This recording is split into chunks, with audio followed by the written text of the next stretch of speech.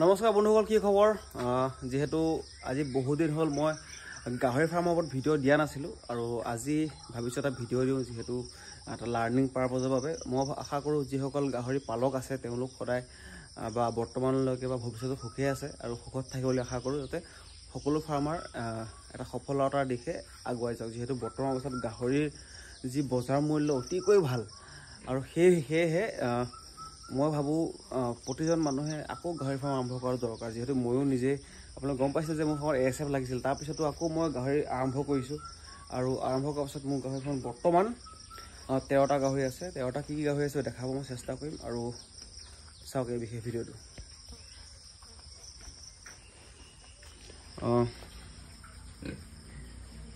এইটো প্ৰায় 80% এটা ডিউৰকৰ লগত এজনী মোৰ F1 গাহৰি ডিউৰক আৰু ইয়ৰ্কশ্বায়াৰ F1 গাহৰি ক্ৰছ দিলোঁ আৰু এতিয়াও এইটো এটা ক্ৰছ হৈ আছে। ৰাতিপুৱা যিহেতু 5টা বাজিছে। এইটো ডিউৰক আৰু হেমশ্বায়াৰ F1 বোৰ আৰু এইজনীও ডিউৰক আৰু ইয়ৰ্কশ্বায়াৰ আৰু হেমশ্বায়াৰ ক্ৰছৰ পোৱালি এইটো। আৰু এজনী হিটত আছে, এইবাৰ ক্ৰছ দিয়াব নোৱাৰিম যিহেতু তাহাঁতৰ ক্ৰছ হোৱা বেছি সময় হোৱা নাই আৰু এটা বৰক মিনিমাম 2-3 দিন ৰেষ্ট দিব লাগে। এইটো খুব ধুনীয়া জাতটো, এইটো F1 হয়। এবাৰ মই একচুৱেলি পিয়'ৰ ব্ৰিডৰ ওপৰত কাম কৰা নাই, যিহেতু মই পোৱালিতকৈ বেছি মাংস ওপৰত ফ'কাছ কৰি আছোঁ, তো সেইকাৰণে মই চব F1ৰহে চিন্তা কৰি আছোঁ। আৰু বাকী ইয়াৰে এজনী ক্ৰছ দিলোঁ, এতিয়া যিটো দেখালোঁ আপোনাৰ পাঠাটো, এইটো পাঠাৰ লগত ক্ৰছ দিলোঁ আৰু এগ দিলোঁ ডাঙৰটোৰ লগত আৰু এই আছে হিটত আছে। এইজনীকে নেক্সট টাইমত দিম, এইকেইদিন যাওক। আৰু এইকেইটা মোৰ তাত খাচী আছে প্ৰায় 90-80 এনেকুৱা ৱেটৰ হ'ব। এইটো অকণমান ৱেটটো কম তাৰ, বাকীকেইটা ডাঙৰ। বাকী এইখিনি মোৰ ফাৰ্মৰ ৰাইচ পলিচ। ফাৰ্মখন চাফা কৰা হোৱা নাই, চাফা কৰিবলৈ বাকী আছে। ইয়াত মোৰ দানাটো মিক্স হৈ আছে দানাটো ইয়াত। বাকী এইকেইটাৰো মোক খালী আছে, এইকেইটাৰো মই অলপ কমপ্লিট কৰিবলৈ কাম আছে, এইখিনি বনাবলৈ আছে। এইবিলাক বনাই সোনকালে ঠিক কৰোঁ, কাৰণ এতিয়া গাহৰিবোৰ ছেপাৰেট কৰিব লাগিব।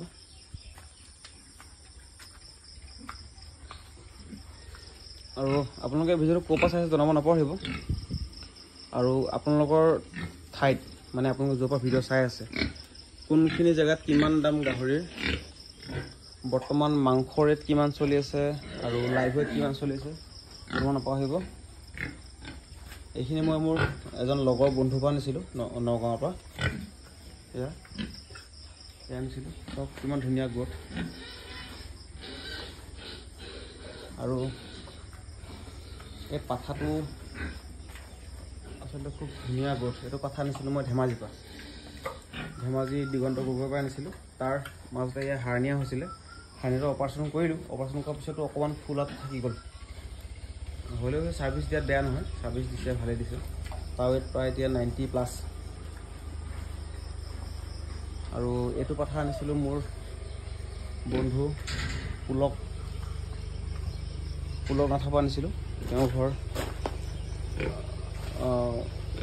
নাওবৈচাৰ ওচৰত, পুলক নাথৰ পৰা আনিছিলোঁ। পুলক যদি চাই আছা ভিডিঅ'টো চোৱা, তোমাৰ পৰা অনা পাঠাটো। আৰু এজনী ক্ৰছ, এই মুখখন অকণমান চুটি, বৰ বেলেগ এটা চাউণ্ড দি আছিলে।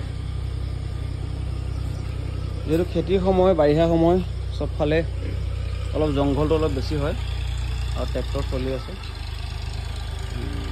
আপোনালোকে বৰ্তমান গাহৰি পুহি আছেনে নাই জনাব নাপাহৰিব। আৰু লগতে আপোনালোকৰ ফাৰ্মবিলাক কেনে চলিছে, আপোনালোকৰ কোন জেগাৰ পৰা চাই আছে, দাম দৰবিলাক কেনেকুৱা চলিছে, এইবিলাক জনাব নাপাহৰিব। এবাৰ মই 6জনী মাইকী গাহৰি ৰাখিছোঁ আৰু সি যথেষ্ট তাগৰা। এতিয়ালৈকে সি দুবাৰ ক্ৰছ দিলেই। এইখিনি সময় ৰাতিপুৱা, এই ৰাতিপুৱাতে সি দুবাৰ ক্ৰছ হৈছে। কেনেকুৱা তাগৰা পোৱালি হ'ব এইটো, মানে পাঠাটো খুব ডেকা অৱস্থাত আছে, খুব জচিলা মানে পাঠাটো। আৰু যিহেতু জীৱনৰ হাৰ কেতিয়াও মানা নাই আজিলৈকে। ইয়াৰ আগতো মোৰ আপোনালোকে গম পাইছিল যে ইয়াৰ আগতো মোৰ এবাৰ ASF লাগি কেইবাটাও গাহৰি মৰিছিলে। সেই সময়ত মই যথেষ্ট লছৰ সন্মুখীন হৈছিলোঁ।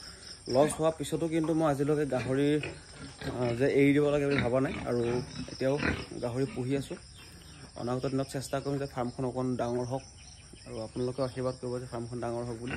চকুটো ফুলি আছে চাগে, যিহেতু খোৱাৰ পৰা উঠি আহিছোঁ। আজি অলপ সোনকালে উঠিলোঁ, এনেইতো উঠোতে 7-8টা বাজে। আজি মই প্ৰায় 4:30 বজাত উঠি আহিছোঁ ৰাতিপুৱা। আৰু এটা খুব ইনফৰ্মেটিভ ভিডিঅ' সৰুকৈ আপোনাক আগবঢ়োৱাৰ চেষ্টা কৰিলোঁ। আচলতে বহুত দিনৰ মূৰত মই আজিকালি গাহৰি ফাৰ্মৰ ভিডিঅ' নিদিয়া হ'লোঁ, অলপ বেলেগ ভিডিঅ'হে দিওঁ। তো হ'লেও আপোনালোকে যিসকলে মোৰ পুৰণা ছাবস্ক্ৰাইবাৰ হয়, যিসকল মোৰ পালক বন্ধু আছে, আপোনালোকে চাব নাপাহৰিব, লগতে আশীৰ্বাদ কৰিব যে ফাৰ্মখন আৰু ভাল হওক। ধন্যবাদ।